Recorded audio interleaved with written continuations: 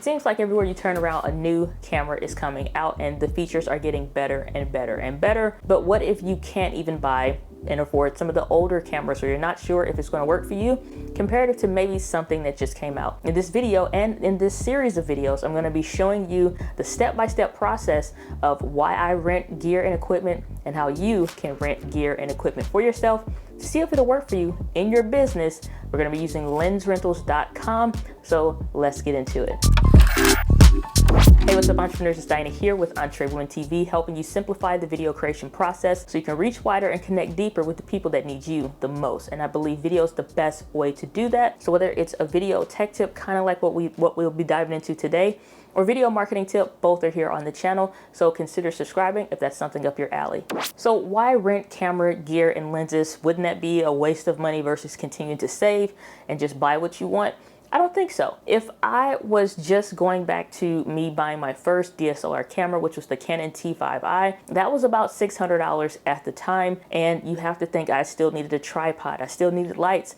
I still needed a microphone. And I had no idea of all the other accessories that I would need to make good quality videos. I wish I had known about renting camera gear and equipment sooner, because I never would have bought that camera. There were several issues wrong with it. All of these issues are things that I would never known, not being a camera owner at the time, but if I had known, I would have never bought the camera.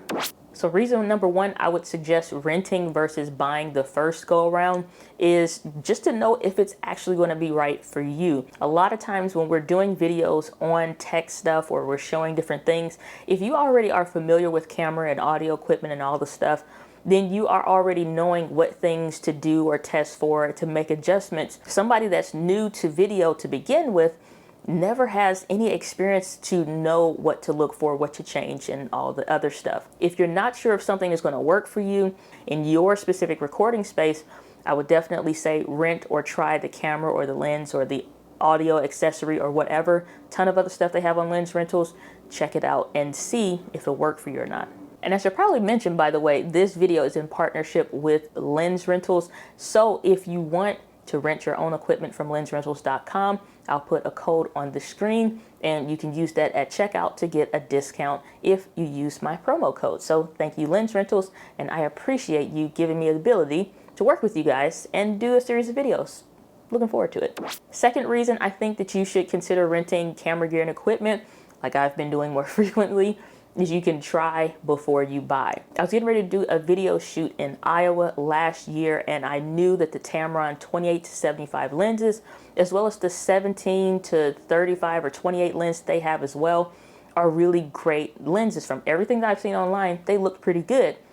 I don't know if that was going to work for me personally in my use case or not. So I rented that in addition to the Zoom H6, another 35mm lens, a bunch of other things that I could use on this video shoot. The lens is as amazing as everybody said on YouTube. However, the difference was the focal length wasn't right for me. Yes, a 17 to 28, their other lens would work well, but this one was just a little bit too close, because when I came back home and I recorded videos, I had to set my tripod back even further just to kind of get a simple frame like this on a 16mm lens. So 28 would be much, much closer, just at the smallest end of the lens. So I was like, this is a great quality lens, but the focal length is wrong.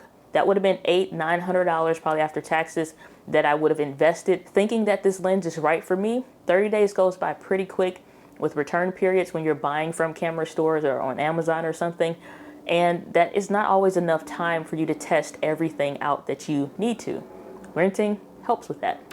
So the first part of the renting process for me, the first thing I'm always thinking to do is pick what items I actually want. It's easy to add a bunch of stuff to the cart. I tend not to rent stuff that I can't try within that time frame that I'm renting. So whether it's 1 week, 2 weeks, or you can go as far up into the calendar as they'll allow you. But I think you should go for what's realistic, what you're actually going to try, because it honestly makes no sense to rent something or a lens and the rental period is over and you can't really test it or you never even tried it. So just a quick tip when it comes to the insurance side, don't skip out on this part. It honestly really does make a difference. If it's something like a lens that's really expensive, can I afford to replace it or can I not? I don't like to play that game, so I'll go ahead and get the Lens Plus versus just the lens on cameras and more expensive gear that I'm renting. So in the next video in this series, I'm actually going to be unboxing this, showing you what it's actually like for you to unbox your own package, what's all included and how well they actually ship everything so it's safe for if you need to travel or return it back. So I'll put that video on the screen when it's ready, but I can't wait to unbox this.